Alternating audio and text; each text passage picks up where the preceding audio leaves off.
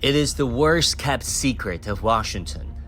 It's what I have called the military-industrial media academic complex. We must guard against the acquisition of unwarranted influence, whether sought or unsought, by the military-industrial complex. America prides itself in having the freedom of media and the freedom of expression, the so-called fourth estate, so on and so forth, yet a recent congressional bill, which ought to be about manufacturing high-end products to compete with China, asks the U.S. government to help American media in manufacturing narratives about China. China poses the most consequential threat to the nation's national security. China in orbit. Developing cyber weapons to hijack enemy satellites and weaken communications during wartime, raising concerns about what the Communist Party plans to do. In fact, this is hardly new. As 1169, the Strategic Competition Act of 2021 is another attempt. Journalists are provided with training, or so-called training, should I say, about China only in a biased way, and they ended up producing similar stories, such as the death trap myth about China's Belt and Road Initiative. The funding allocated is substantial. What Professor Jan Oberg has uncovered is shocking.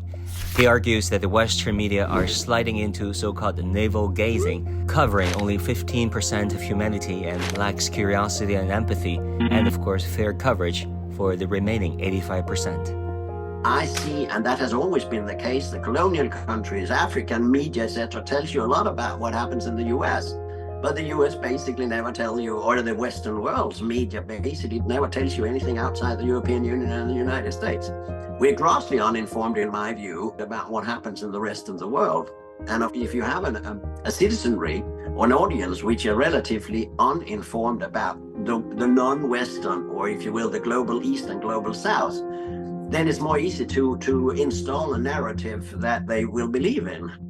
In May 2022, it's reported that a Zimbabwean media outlet published a reporting smearing Chinese companies' treatment of local employees. The report claimed that one Zimbabwean was quote-unquote injured, sent to hospital, and then fired. Truth is, the employee was never beaten or fired. What's behind the false reporting? Zimbabwe's largest newspaper, The Herald, found out that for every negative reporting about China, journalists there can cash in $1,000 from the US Embassy in Zimbabwe through an agent.